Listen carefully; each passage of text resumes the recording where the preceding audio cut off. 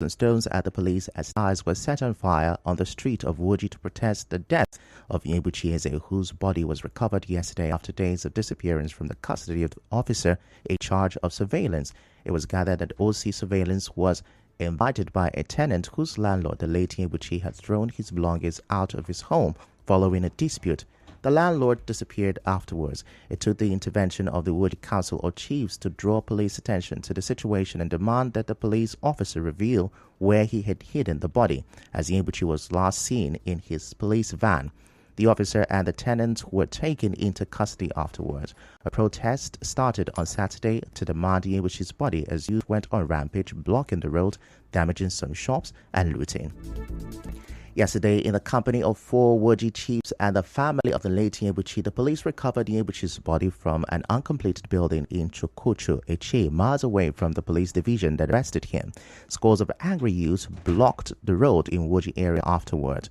Former youth president of the community, Ken Okwa, tells our correspondent that the recovery of Nyebuchi's body sparked another protest in the community because the body was found in a bad condition. Meanwhile, the elder brother of the victim, a former chairman of Obiakpa local government area, Solomon Abel Eke, tells our correspondent that his family wants the police to take his brother's body to a government-approved facility for proper investigation.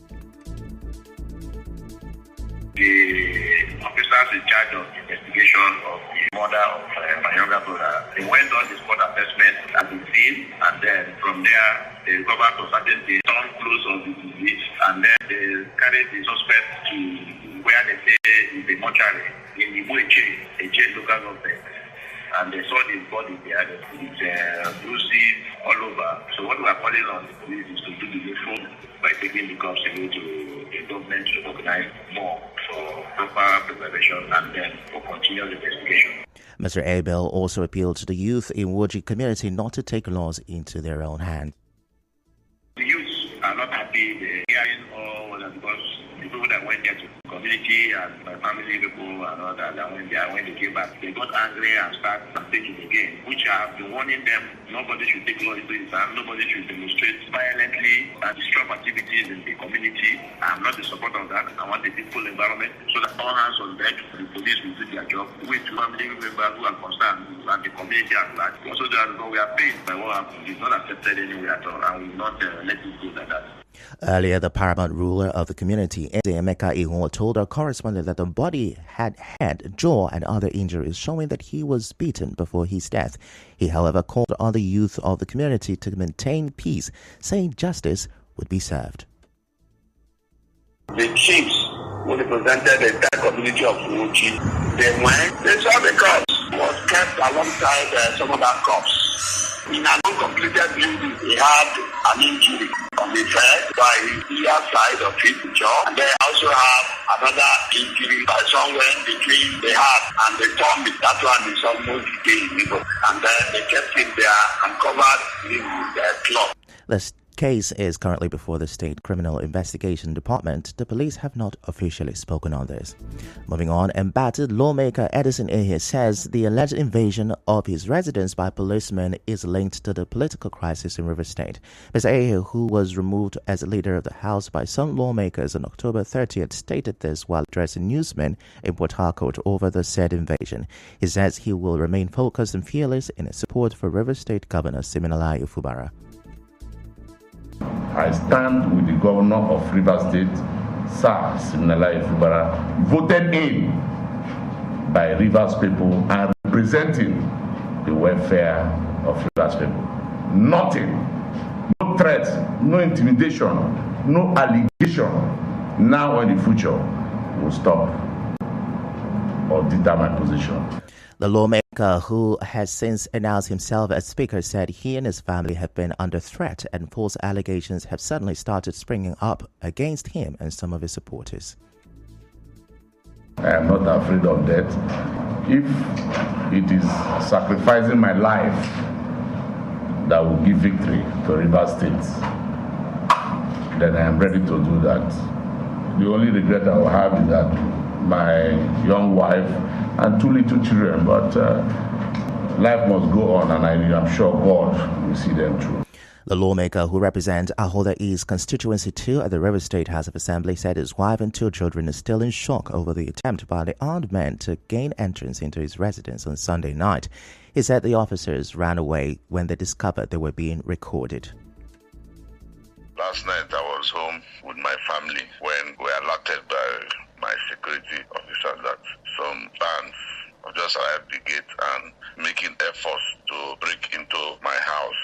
They shot in the air and my security details held their grounds and refused to open the gate. So immediately my younger brother who stayed with me had to put on his camera and came out and started shouting that they are being recorded, and after some minutes they ran away. Mr. Ayers said security agencies have cordoned off the street leading to his home. Meanwhile, the Commissioner of Police in River State, Tunji Disu, says what happened at the home of the lawmaker Edison Ehe on Sunday night was a routine police patrol and not an assassination attempt. CP Disu spoke to journalists when he paid a courtesy call on the State Governor Siminalayi Fubara at the Government House in Port Harcourt yesterday. The preliminary investigations we have done so far this morning has not revealed an assassination attempt. All I knew was that police officers were on convoy patrol. It's a routine thing, and we have made frantic effort to get across to the leader to give us any information he has so that we can include it in what we already have. So far so good, nothing to worry about. My plea to him and every other person is, if there's any complaint, my number is going to be made public. They should call me quickly and I will quickly look into it. The CP also said he has mapped out strategies to tackle insecurity in the state. Now, during the visit, Governor Fubara charged CP Disu to be professional. The governor also promised to support the new police commissioner in doing his job. I want you to be professional. That is the only request I want to make. As a government, we will give you all the necessary support to do your job professionally. I'm saying this because even if you decide to go the other way, one day you'll be asked to give account of your deed in the state, not just the state, any other place.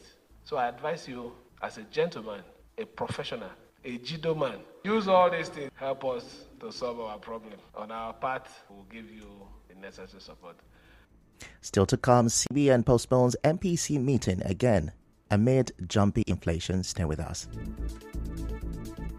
With gratitude and submission to the will of God for a life well spent,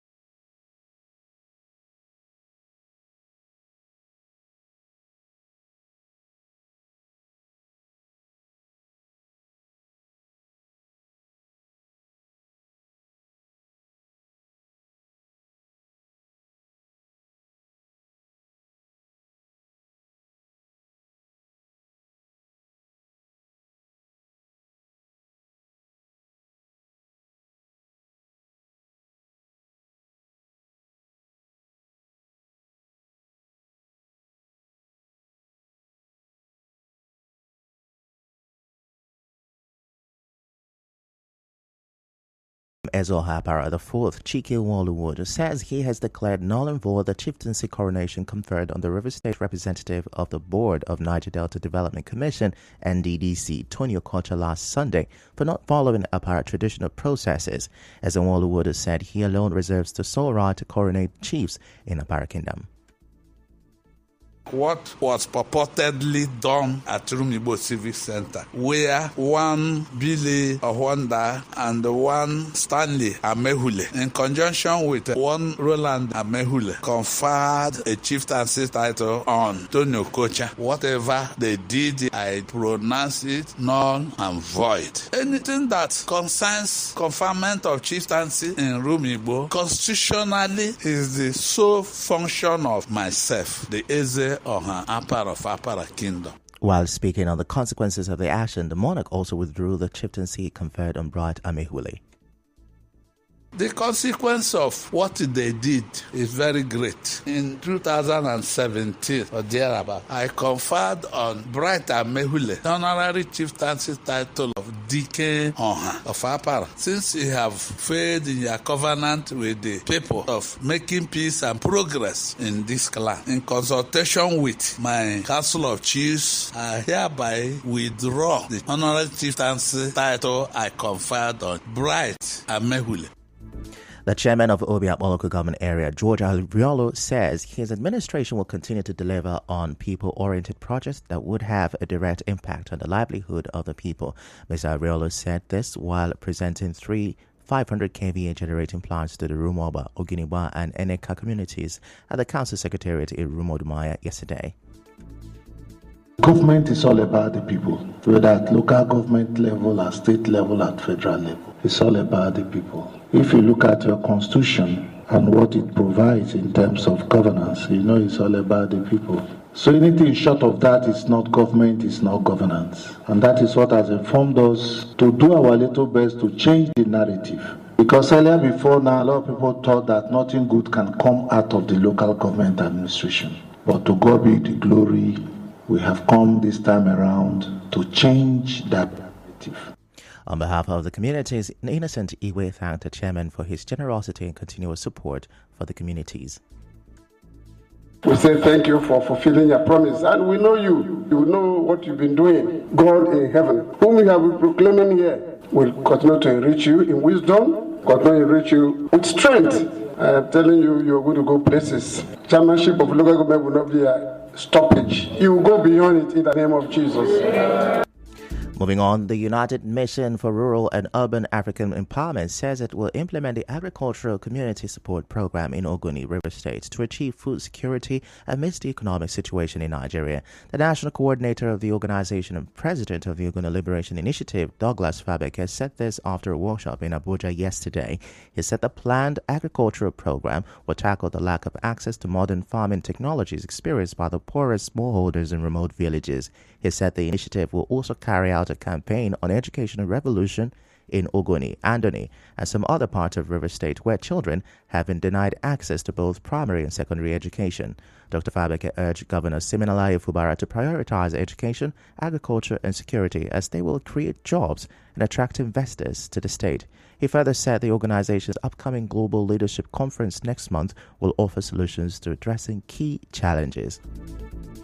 In other news, worries about the direction of the economy grew yesterday when the Central Bank of Nigeria, CBN, postponed the meeting of the Monetary Policy Committee for the second time in a row. Catch details of this and more in the business news at 7. In other international scene, U.S. President Joe Biden has indicated a deal could be agreed upon that would involve Hamas releasing hostages from Gaza in exchange for pauses in fighting. And that's a wrap on the news this morning. Before we go, let's have a look at the major stories. Gunshots were heard and tires set on fire as police clashed with protesting youth in Woji, Port Harcourt. The body of the Woji youth was found in a chain days after his disappearance from custody of a police officer. And on the foreign scene, U.S. President Joe Biden is hinting at a deal for the release of hostages from Gaza.